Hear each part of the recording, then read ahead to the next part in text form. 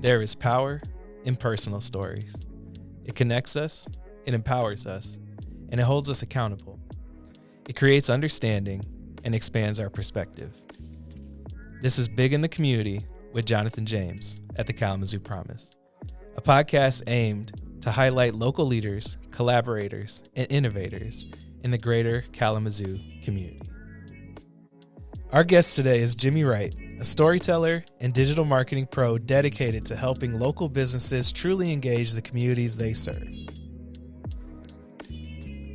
Marketing is no longer about the stuff you make, but the stories you tell. Oh, so true. That's Seth Godin, author of This Is Marketing. Wow. So I thought, oh, you're reading that one? Oh, you've read it. Oh, my bad. Is professional in the room, the producer. Anyway, Jimmy, welcome. Thank you. Thank you for coming here, being on Big in the Community. Let's start with your story. Yeah. What's been your journey? I know you're from Australia, right?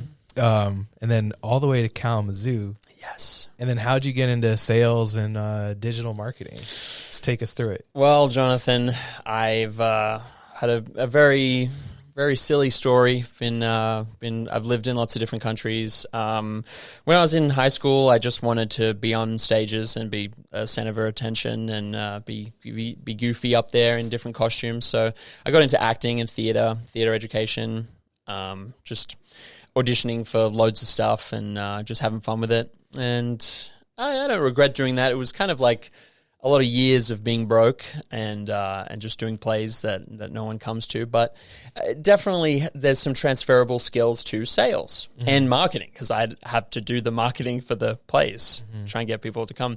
So you're a one-man show? Yeah, I literally did a one-man show once. Okay. Yeah. Just pun intended. Yeah, pun very intended and true fact. So yeah, I learned about social media marketing very early and just got confident by doing things like one-man shows. And so I was always doing sales at the same time. I'd be doing phone sales, door-to-door sales, retail, whatever. It wasn't as important to me then because my focus was on performing, auditioning and doing like theater education with kids after school and doing like original productions with them, getting them writing and stuff like that. So yeah, it was when I finally grew out of that and wanted to have a real career, real job. Sales was the obvious thing, but my passion is with marketing, right? So I love sales, but I love art and performance, obviously, film and just visual communication. So marketing was the job I have right now is perfect because it's a blend of the both. It's a great marriage of the two things that I love. That's awesome. So you've worked in a very, very diverse industries. So I looked at your LinkedIn. Sorry. Oh, good. Wanted to get a little background on you. Yeah. So from luxury fashion that's it. with Dior to talent placement with Meta Experts. Oh, yes. What's one career moment that helped shape your approach to connecting with people? Interesting. I guess, yeah, I've worked with all sorts of different kinds of people in different countries. And I think, something like phone sales, like you only have a limited amount of time before they hang up on you or whatever. You need to create a first impression that is completely audible, so they can't see you, that you can't use facial expression or body language at all. So it's all in your voice and what you say.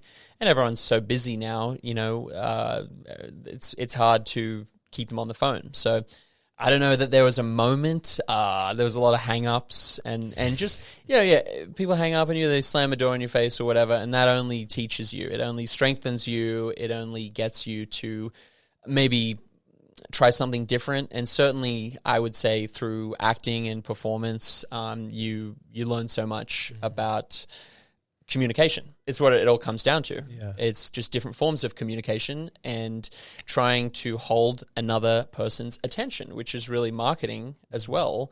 You want them to stop scrolling and to look at your marketing, your promotion or whatever. Mm-hmm. And that just requires trial and error.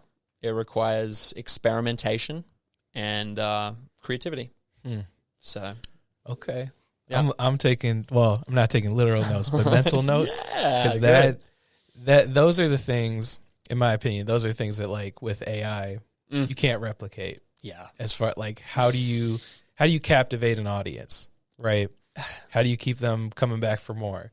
Like, I could print out interview questions with AI. I could, schedule stuff. I could do emails, but really getting someone's attention and maintaining it and keep them coming back, that's something that it's going to take a little bit longer for AI to figure out. Yes. Did you see, I don't know if you've seen the country music AI, that there's some song, I just saw this morning, some song has gone to number 1 in the country music Billboard charts. And it's AI? AI? 100% AI. Oh, no. But people love it. So it's kind of like dystopia. We're here. And, look, no hate on country music, but if there was a genre that could just easily be manufactured by a machine, just because of the predictable nature, the templated nature, in my opinion, my humble opinion. Hey, no, I don't know. No hate. That's okay. But, I mean, I'm not like a hardcore country fan or anything, so I'm not offended. I'm sorry if our listeners are offended, but it's fine. Look, I love it all, but I love non-AI country music more. No, agreed. A little bit Just, more. Yeah. No, I've seen, like, they've used it to make songs. Like, I think I saw Timbaland.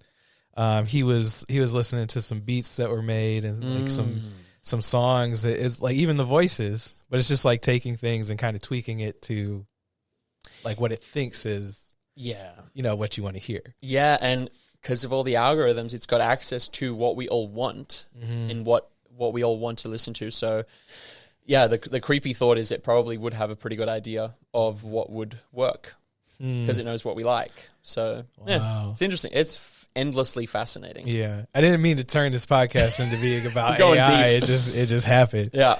So tell us a little bit more about your current work at Kzoom, and how does your role support local businesses, and what makes you passionate about it? Oh, wow. Okay. Well, what makes me passionate about it is because it is supporting local businesses and doing so using creativity and using as far the opposite end of the spectrum to AI.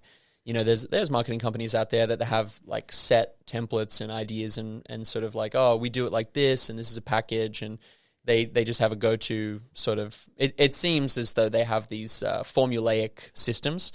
But, with Kzoom, I was a fan of just seeing Kzoom content on social media before I even applied to work there. And it just seemed like it was a bunch of young people having a lot of fun, getting creative, getting playful with the videography, the photography, and doing comedy. Like, I love comedy. That's one of my biggest passions. And so, doing low budget, DIY, completely authentic comedy and using people that are locals and representing local businesses, is really fun when it's done in that way, because you don't rely on big budgets. You have to rely on your own invention or something, and getting to know that local business or nonprofit too. We represent lots of nonprofits, and who they are, what's their identity, what's their message, what's their story, and then how to visually communicate that in order to get people to jump on board and to want to find out more. And so, my role at Kzoom is kind of like a community connector. It's business development officially, so I'm out there just trying to have conversations with people that either run businesses or work for business or nonprofits about what's possible nowadays. And just saying digital marketing is like a big umbrella, and some of the things in there is like SEO, search engine optimization. What are people Googling? What are people looking for? And more specifically, what words are they using when they are looking for that? And maybe you have a table company and you say, oh, these are my tall tables. And actually people are Googling high tables. And you say, oh no, but at tall tables, that's what we call them, tall tables. you have to use the language that people are looking for your thing. So if they go back to their website and they change all the tall to high, then they're going to get the people that are Googling high tables, right? Odd example. But you want to know the data. Yeah. You want, I think, a nice balance between cold, hard statistical numbers and facts and data that we can just pull from the internet, and authentic creativity that AI can't do because it's out of a human's brain. It's using their creative eye and is able to sometimes make it goofy, make it funny, make it silly, so that it stops people scrolling and go, oh, what's this? It turns ahead, maybe. Can be colorful. And that's what I love, that Kzoom's not afraid to do that and go there and just get playful. There's no... It's an environment in there, in the office, where there's never a bad idea. No one's ever shot down for their idea. It's totally open, safe space for anyone's creative thought. And then it's like, yes, let's run with it. Let's go do it right now. Let's, while it's fresh. And so I think businesses can really benefit from that, because never before in history have so many people and businesses and companies been vying for our attention. We pull up our phone and there's all these apps that are filled with all this content, and it's even like algorithmically designed to make us interested. So there's never been so much competition for your attention. I know that's a lot of stuff that like Google is putting research into, like lots of companies are putting lots of research into what are people looking at, like everything that you mentioned. And that is one of the most valuable resources right now, is people's data, or what, like everything about them. How are they occupying their time? Like even just scrolling is a resource. Totally. And I don't know, there's a whole bunch of videos, conspiracy theories, a whole bunch of things that are like, it's kind of scary. Oh, yeah. Sure. It knows like how long you look at one post on Instagram before you scroll again, and not even if you like it or save it or whatever, just like how long are you looking at it. And, it's very, it's kind of like, it's an inevitability. Companies want to sell their thing. They want to profit and progress and build and grow, and that's cool. And they're going to use whatever tools are at their disposal. And the tools now are getting very sophisticated.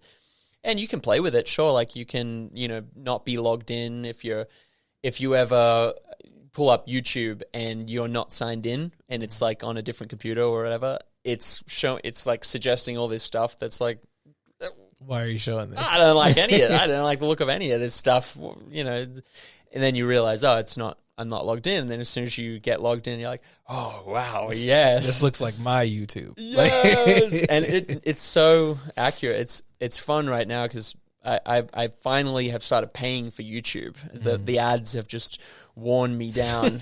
And so my wife and I share it. We've got a toddler. And so we got a lot of the Little Bear and a lot of the kids shows on there.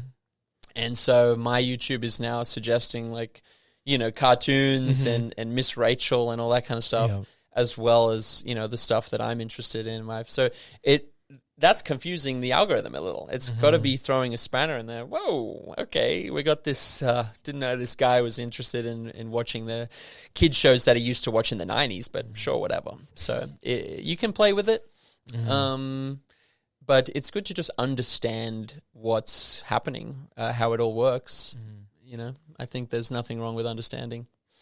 Awesome. So, in your opinion, what does effective community connection look like? Yeah, I think just being there, like being at things, showing up, and just having a positive attitude and willingness to learn. And I just love going to things and meeting new people. So it's kind of like I'm in the role that's so perfect for my personality. I love just chatting to people and learning about what their life is, what their career is, what their passions are. And there is so much going on in Kalamazoo, for its size or whatever. Like there's loads of stuff. The amount of networking is unbelievable. There's like 35, 40 networking groups that regularly meet.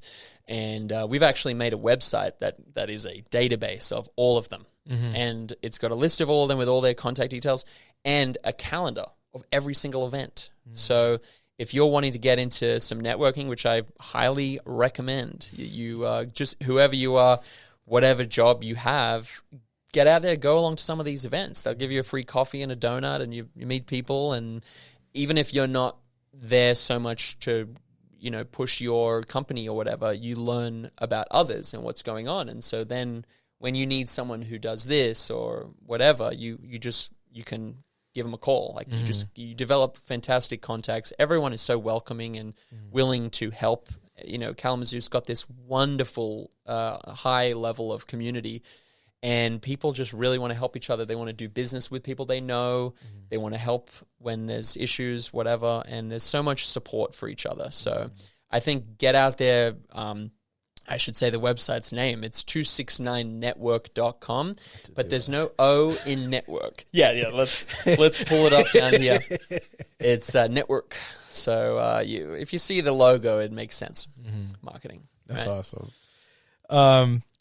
So you've got your performing arts background, right? You've taught drama. Yep. You've done voice acting. Yep. Which is really cool. And theater. How have those skills helped you in business development and relationship building? Sure. Well, it's all people, it's all relationships, and auditioning and getting, trying very hard and learning a script and going in there and giving your all and then not getting a role, so many times. It definitely helps with first impressions in meeting people, and it also just helps you to build resistance and, for dealing with just getting back on the horse and just try again. And so that's great for sales. And, it just gets you comfortable chatting to people and trying to listen to them actively, but their body language as well. And it gets you more comfortable with, assessing the person you're speaking to and trying to listen for what needs they might have in their company or what interests they might have that you might be able to, share so that it's a actual productive conversation and not just a rant.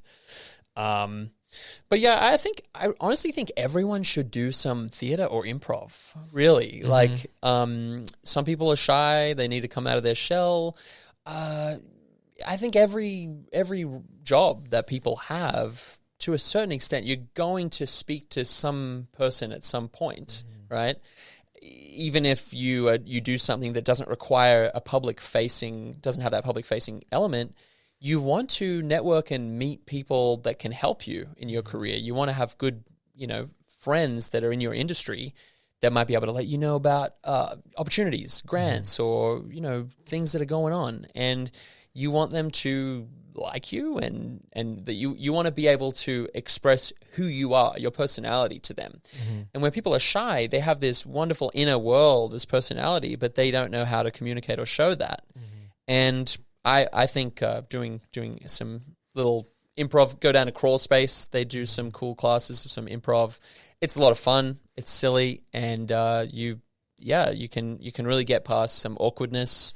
Certainly after COVID as well, working from home. I worked from home for years, and so when I started going to networking things, I was super awkward because you're just not used to it. I was just alone on the Zoom, and so that networking definitely cured that from me. But theater and stuff is good for everyone, I reckon.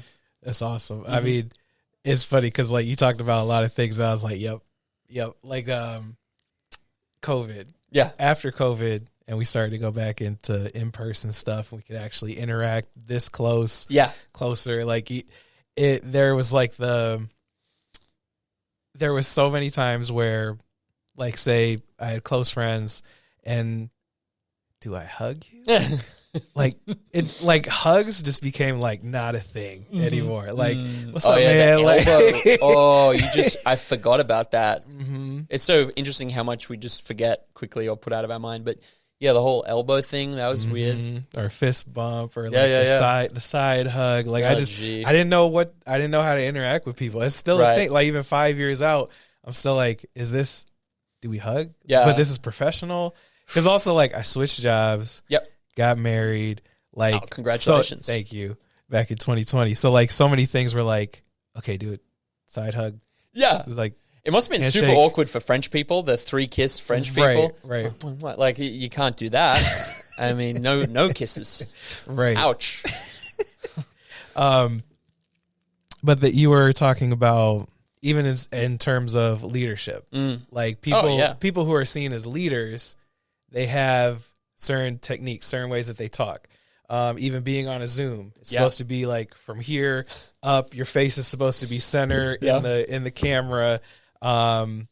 Even those are the skills, like the conversation things. Those are the last things you learn in education. Like, unless it's theater and you're actually looking at, how do I present myself? How do I speak to others? How do I project? How do I do all those things? We don't talk about those if like you're going to be a doctor. Like, really, that's the last thing you worry about. Yes. So you have to go find that class. Yeah. Exactly. So like they'll do all the textbook stuff. Making sure you know biology, chemistry, anatomy, all those things. And then I'm just saying this because I used to work at the med school. Oh, cool. One of the things that they did later in their education was the interaction. Yeah. How, like, when I go and talk to a patient. Yeah. How do I sit? Important. Do I cross my arms? Yeah. I ask all the questions, still get through my list while being personable. Yeah. Like, all those things, those are the last things that you learn. And then even for myself now, like as a professional and trying to be a leader and whatnot, it's okay, when I'm talking, do I talk with my hands? Do I point? Because if you point at someone, it throws them off. It's like, people don't like being pointed at. One thing that disarms people, makes you feel more welcoming, opening your palms. If people see your palms, that's why a universal sign of like, don't have a I'm weapon. not harming you, is palms open. Yes. So then leaders, when they talk, they go like this. They talk with their hands. They go like this. You know, they do this sometimes. Okay, I don't know about that much. One. That's the extreme end of it. Huge. Yeah. But anyway, let's bring it back. But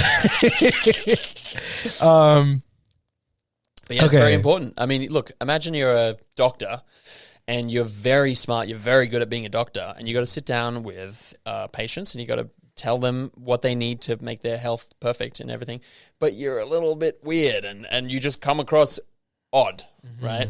They are maybe going to have like an increased heart rate.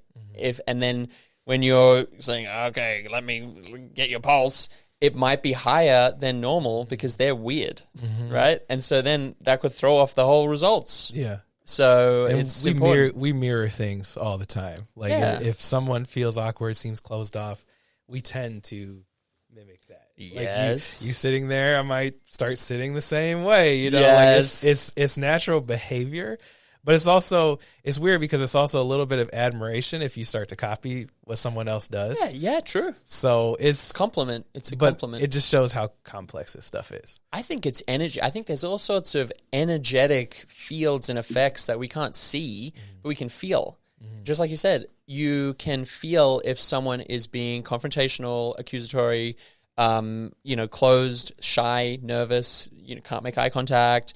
This is all, what theater or improv can really help you to understand, because you do all these different exercises where you might have to say one line 1,000 different ways, or you might have to have subtext that you can only communicate through body language, and you could be saying these words, but the body language could be saying those words, and it's so endlessly. I love psychology.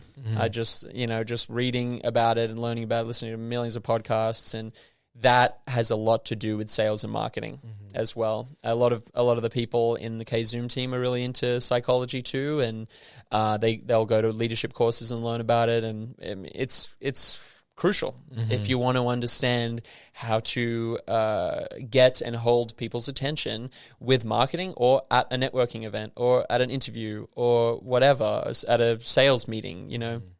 You want to understand how people think, how they feel, and how you can, help them to feel or think certain things, or even just to understand where they might be coming from, or, if they say a certain thing, or if they feel a certain way. Like you just want to better understand it. It's like doing your homework. It's like studying something that you want to master. Everyone's got a brain, right? So psychology is going to help you with whatever job you have, relationships, friendships. It's endlessly interesting. So you are a Steiner Waldorf kid. What can you tell us what you that brought is? up? You brought up Rudolf. Brilliant, Rudolf Steiner. He's this really kooky genius from the 20s. Okay. And he's written all these books. He basically he was into spiritual things and wanted to use science to explain the spiritual realm. And so that's a bit of a challenge. So he was met with a lot of backlash. They were burning. He was also an architect, so he built these incredible structures that were to mimic nature. So there was never a straight line or a corner. Everything was curved, like trees. Oh, yeah. They look really beautiful. And people used to go burn them down because they were, he's wacky. He's a wacky cult leader or whatever. He just, he had some very interesting spiritual insights, and he didn't, start a church or a cult or anything. He just was very academic. He would go do speeches at universities and write books and everything. And someone, after the First World War happened, someone gave him a challenge of, can you design an alternate education system that will prevent another world war? And unfortunately, we all know that didn't work out perfectly, but he gave it a good crack, and he made up his own education system, which, just basically in his mind was more about cultivating the spiritual side of children, their creative side through art, through dance, through poetry, self-expression, and as well as all of the academic stuff. And he believed that both were important, and if we produce drones that just know a lot of knowledge, they might lack the humanity and the soul, right? And so they could come out there and maybe they could see war as more of an appealing option, because it just mathematically kind of makes sense, in a way like Terminator, robots might just have Skynet. a coldness. Yeah, Skynet, exactly. Okay. They might go, we got to get rid of the humans because you're getting in the way. So he thought, no, we circled back to AI. Yeah, I just want to that'll keep happening. It's unavoidable. So anyway, he created this thing called Steiner education, but in America, the family who funded it was the Waldorf family, the Waldorf Astoria. I think, Astor, the Astor family and the Waldorf family, they did the hotel, but just the Waldorf family funded his kooky school idea. So in America, it's known as Waldorf education. So there's one in Detroit. I think there's one in Ann Arbor. But they're in pretty much every city around the world, lots of countries. And it's different. I was only there for 3 years. Okay. I went to lots of different schools. So sampled different education styles. But that was really fun. It's chill. No uniforms. Okay. You call the teacher by first name. Okay. It's all about, hey, today we're gonna do a drum circle, and we're gonna do some watercolors, painting what we feel, and it's all it's more about indigenous. We built drums. We had a Native American man in Australia come and teach us how to build drums out of a hide, stretching a hide over a drum. And we did painting Viking shields and just cool stuff, a lot of history, poetry, philosophy. It's kind of philosophy school. Okay. So anyway. That's awesome.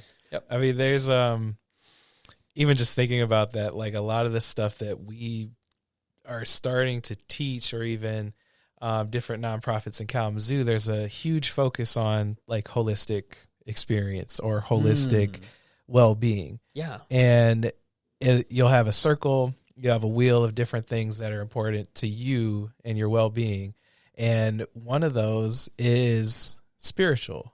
And it's not it could be whatever your faith is. Yeah. Whatever your connection is to the world, whatever it is that you do believe in, that you believe in something, that is a huge factor of this holistic thing. There's financial, physical, and also purpose. Yeah. But then you have this spiritual section. So it's really interesting. Right. We need it. I mean, we have, without something to believe in without a purpose, it's not good. I mean, that is you got issues then. You know, and everyone should have that. And then if they don't, they are very sad, and you know, they don't see the point, right? So I think it's very important, and it just also very anthropology focused. So what other cultures believe. He was very into like, these people believe this, these people believe that. It was very sort of open, worldly,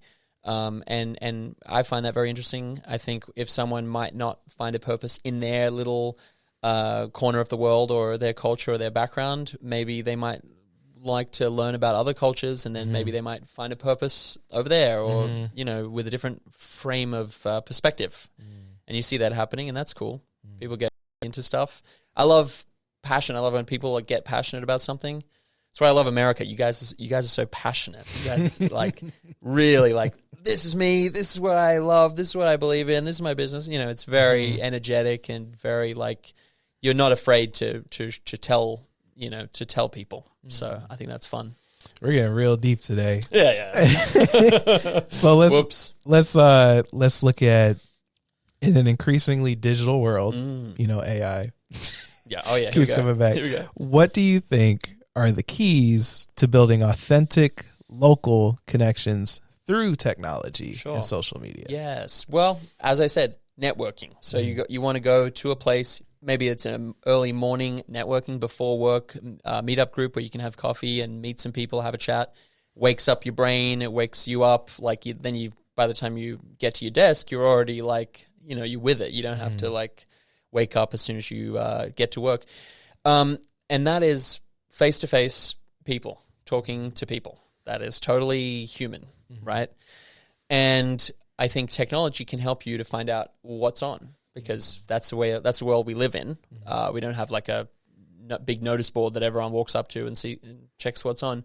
So something like 269network.com, you see the calendar, you go, oh, okay, next Tuesday, 7:30, I'll be there, whatever. Maybe it's an evening thing. Maybe it's a lunch thing too. There's the Chamber does these great lunch, networking lunches. We just did one at Weston, which was really fun. Very lovely food court, dining area. My goodness. I'm glad that was there after I went to school there. Oh, after, yeah. And like a gaming lounge down there. Oh. Shout out to the Broncos, but yeah, I probably wouldn't have made it to class if that was right. what I was. It was just every food you could think of. It was overwhelming. It's nice. So I would say, use technology for what it can do for you. There's no bad, technology is not just good or just bad. It's how you use it. It's a tool. So use it to find humans that you can connect with and learn about what they do and build your network. Where is the downside to having a great big network of friends, colleagues, business associates, whatever, people that have similar interests to you? It's great. It definitely helps. I didn't know the value of a network until working here, or even in my last job when I was trying to find the next job. Even just having someone to put like a recommendation in, or gold, or just as a reference. Yes. Just like if I had a doctor on my references, it's like, oh, okay, this highly educated person believes in Jonathan. Like, that's great. So valuable. And then you just mentioned applying for jobs now, not fun. Because so many people, like the job market's so crazy and the economy and everything, so people are getting laid off and they're having to pivot and switch things up and do gig stuff and do short-term stuff, and that's just like the period that we're in right now. But actually applying for jobs has never been more annoying, because there's a lot of opportunities out there and you're applying online, so maybe you're doing nationwide searches, maybe, or statewide or whatever. And just bringing it back to AI again, what I found last time I was applying for jobs is many companies actually make you do AI, like they make you answer all of these questions and do like brain games and how many, like if this, like got to answer all these math questions or tests your this or that. And then you'll be talking and being interviewed by an AI bot before they'll put you onto a human. So you actually have to go, so that the gate, it's like gate kept by AI before you even can get into the inbox of a human that might be able to look at your resume, which is creepy. But, you know, there's ways around that. You just got to do it. You just got to use your AI to to talk to the other AI That's right. that has your face and, you know, all that. So that way you get past it. So there's always a way around it, but that's just like the world we live in now. Yeah, you got to use your AI to talk to that AI. And then you can talk to a human. Yeah. And it's got to be like that, because it's just the volume of people. Like, if you've got a job that you're looking for someone, you can't field that many applications in, you know, it's only so many hours in the day. Yeah. Wow. So you've worked in multiple cities, countries. What makes Kalamazoo unique to you, and where do you see opportunities for growth? Good question. Yeah. It's like, what do they say? It's like a really big town or a small city. So it has a lot. I love that it has a lot of the cultural aspects and elements of a big city, like the theater scene, the live music scene. The Bells backroom and the outside, they get bands, they get huge musicians that I love. That apparently it's the perfect venue size, and it's the perfect location in between Detroit and Chicago. So when they're on those tours, they love stopping in and doing a small show. They love doing the intimate venues because they can see and interact with the audience more. And so you got that music, you got the comedy, you've got the theater scene, which is thriving here too. There's a symphony. There's a Kalamazoo symphony. Like, that is just unheard of in, I think, cities of this size. So it's got a lot of that.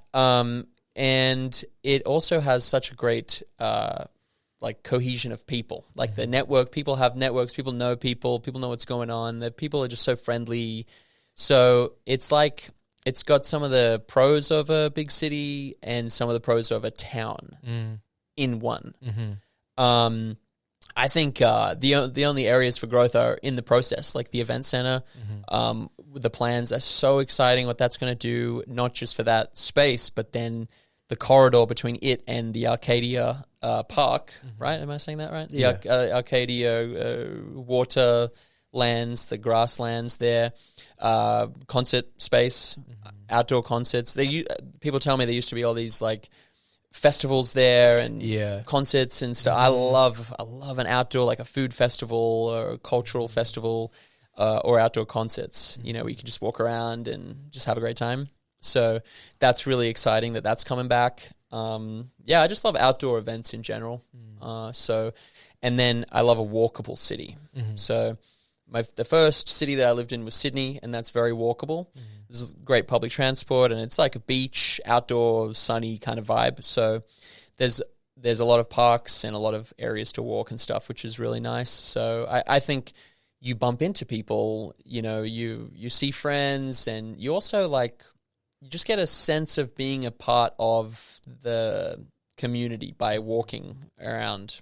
It's hard to explain, but you just get a sense of being grounded to that location, and maybe that frequency, that energy of the place. And maybe you'll see a poster, or you'll walk past, like, a venue that you didn't know was there, or a coffee shop, or might hear a live band playing, and then follow it, and then find a new, you know, live music venue or something.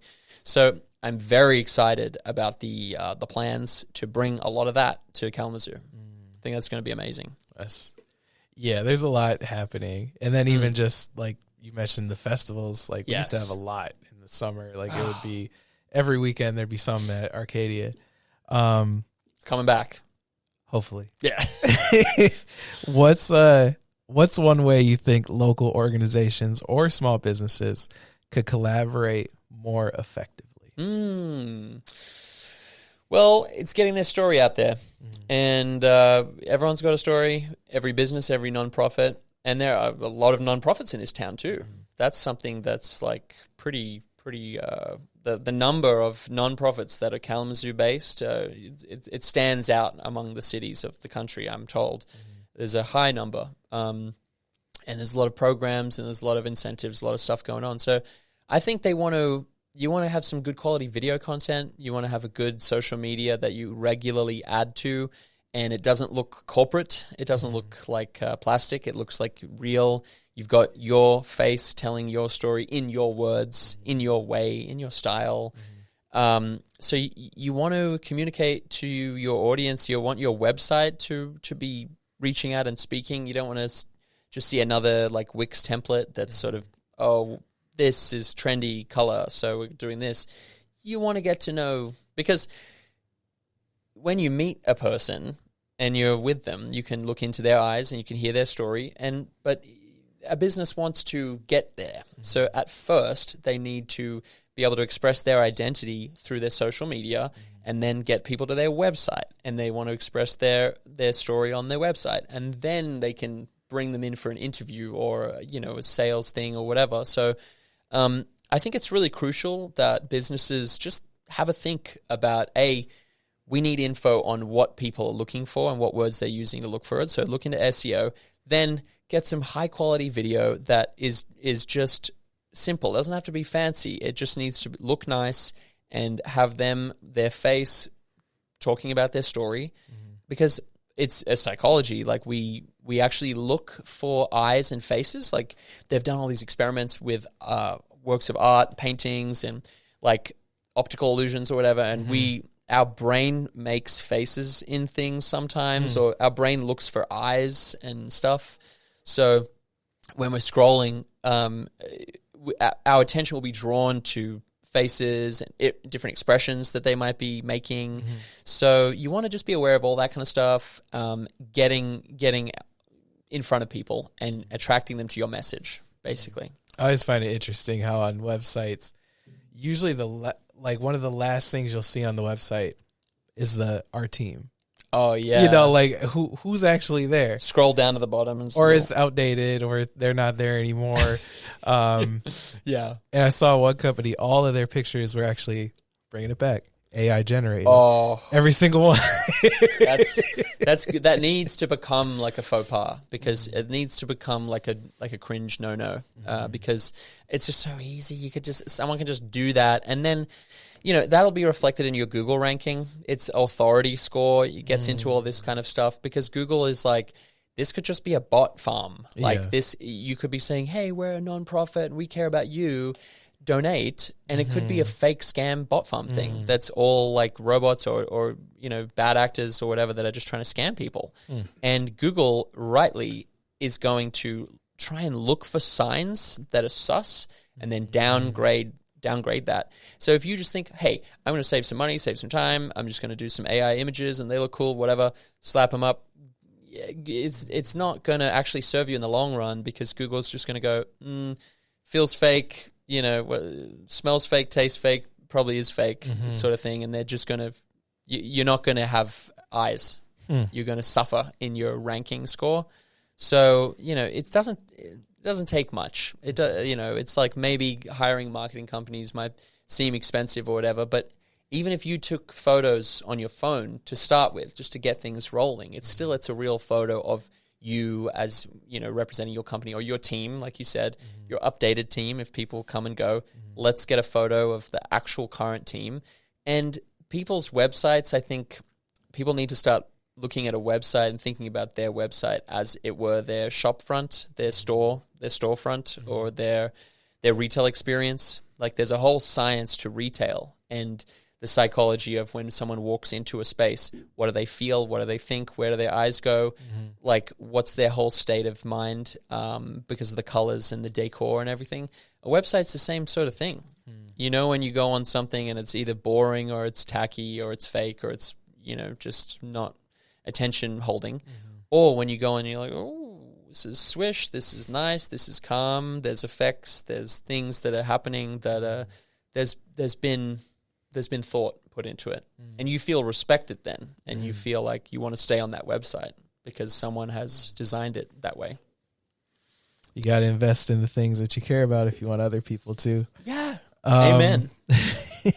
Amen. If you could change one thing about Kzoom, what would it be?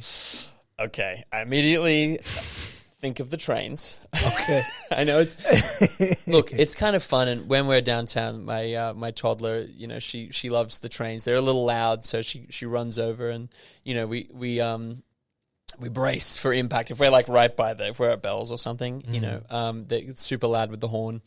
I think, look, safety first. They're making sure that no one's playing around on the tracks. They gotta hit that horn.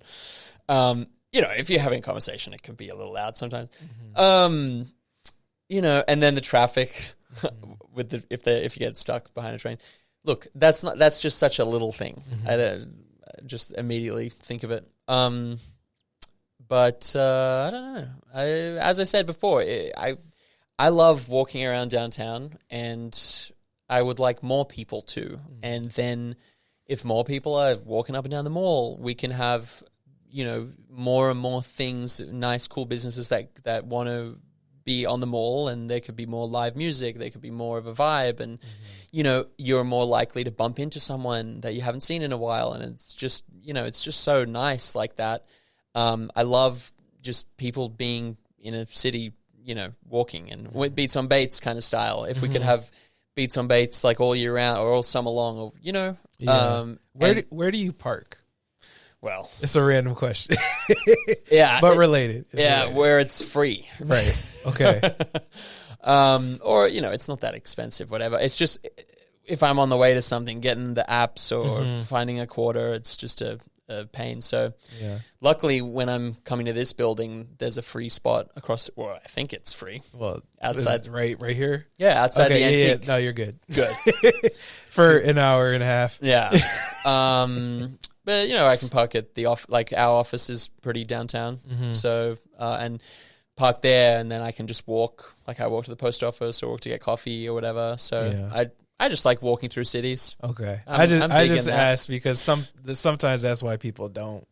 Oh, they think that, because it's like, where do I park? Even like myself when I was younger, I was like, where are you supposed to go? And then you go to the free spots. Yeah. Yeah. I know that it can be a pain, but it just shouldn't like stop people from coming downtown and just like being in a place, like having an experience in a city where there's things that you might surprise you or you didn't know were there, or like I just really believe in that because I don't know, without a city downtown that people want to go to, and there's all these books like Happy City is a big book about this, and you know there's a lot of books about American cities specifically in relation to other ones around the world. Without that thriving downtown, you are just going to get a lot of strip malls and a lot of drive-through places, and then to me, I can't help but think if everything's drive-through, we're closer to being those Wall-E things on the hoverboards, on the hover chairs, or that are just kind of like drive through here, get food, drive through there, do my banking. They're always sitting, right? And it's sedentary, and I don't know. I'm all about walking and just discovering. Oh, I didn't know this was here. Oh, you know, free sample. Oh, lovely. You know, whatever it is, like just be. And if you're walking down a city, it means that people might want to dress nicer too. I'm into that. I'm into people just expressing themselves with their fashion. And if you are driving everywhere, there is zero reason to do that. So your college kids will wear cool stuff because they're walking around campus. If we have a city where everyone's walking around downtown, people are going to look cool. It's fun. Why not? I'm seeing a lot of this in the background. I'm too old to do this. I'm getting some agreement. Yes, thank you. Yes. It's just like, I don't know, it makes life more colorful, more fun. Like, I'm glad I got some support in the room. Yep. All right. What does being big in the community mean to you? As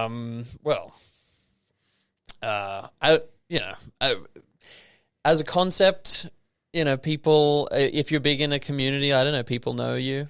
I'm Australian and there's not too many Aussies down here, so it's kind of cheating. I got that going for me. It's kind of like, it's makes me immediately different. So I'm grateful to have that in my tool belt. But just, being involved, doing stuff, maybe making some content. Like, if you're in a place that maybe you might find something interesting, maybe you find a historic building, or you go, oh, back in the 1800s, this used to be this, and you look it up on your phone and you can't find anything, make something about it. Like, go to the library, get some info, and just whip your phone out and film yourself, like, talking. Like, I love seeing accounts on Instagram that do that, or TikToks or whatever, where they just, you got some random street that is just this now, but they found out that once upon a time it used to be, the first, railway this, or it used to be the factory that made this, and it was like a piece of history. And not the heritage building, society can only do so much. People have to, like, rally behind a building to get it listed or something, which is good. But you can also find something that interests you and then just make some content about it. I'm really going off on a tangent there, but I don't know. Just get out there, go to things, show up, be yourself, and if you're interested in something, express it online. That's I don't know. The more humans that do that, the more they will maybe overtake the AI fake stuff. Got to bring it full circle every time. Yeah, back to our AI. Do you have any questions for us? We asked you a lot of questions, so. Oh, I haven't even talked about the Kalamazoo Promise being such an amazing thing. Like, I just had coffee with someone who moved here because of the Kalamazoo Promise, her and her husband, and they put their 3 kids through, I think when they moved here, they were at different ages, obviously, but they all went to college, and they all got near free college, which is just so unheard of and wonderful, and I just think that's something to be so proud of, and I'm so supportive of that. So that's awesome. And things like that, bringing people to Kalamazoo from all over the country, maybe the world too. This person's not even from America originally. So it just adds to that fantastic community and flavor of the city. So I hope that you guys just, keep going from strength to strength with that. Questions. Nice logo too. Oh, thanks. Yeah. I didn't have anything to do with it, but thank you. Nice. On behalf of the marketing people that did that. Yeah. It's very nice. I wish they were here so I could, give them props. But the marketing people who are here do amazing work. Yeah. And design amazing things. They did a whole marketing for artists, for visual artists. They did this whole cool marketing workshop one night saying, if you are a local artist, come down and we're going to help you to know how to market yourself. Because, hey, artists, they're not always rich. Sometimes rich people start painting or something, and then that goes on well for them. But if someone's just like a young, creative person, you can't afford a big marketing company sometimes. So it's good to be able to know how to market yourself on social media. And then, try and compete with all the AI art. There it is. I don't really know. I'm just, you guys put out so much cool stuff. So it's sort of like, Thank you. I'm just seeing and appreciating a lot, but there's not too many questions that I have. Okay. So, one question. Okay. How long has the podcast been going on? Oh, 2 years. Nice. Yeah. Okay, sweet. So, Even that is a good idea, just to elevate community voices and so that people can see what's going on and how they can get involved. And I think the message should be, it's probably what this whole podcast is about, is, don't just be, I'm little me and I'm in my little lane and I'm just going to drive from thing to thing and I'm shy. Like, get out, be yourself, do things, get involved with the community. It can only benefit you. You can only make friends. And so it's a really good message to have, I think. Thank you. Appreciate that. How can people get in touch with you? Well, Kzoom Digital Marketing. We are very active on social media. So you can come to any networking event in the 269 area code, and I will probably be there. Mainly the Kalamazoo ones, sometimes Battle Creek ones. See me there. But give Kzoom a call. Perfect. All right. Thank you so much. Really appreciate you. Appreciate your personality and your uniqueness being part of this show. Thank you so much. Thank you. Thank you, guys. Thanks for having me. Of course.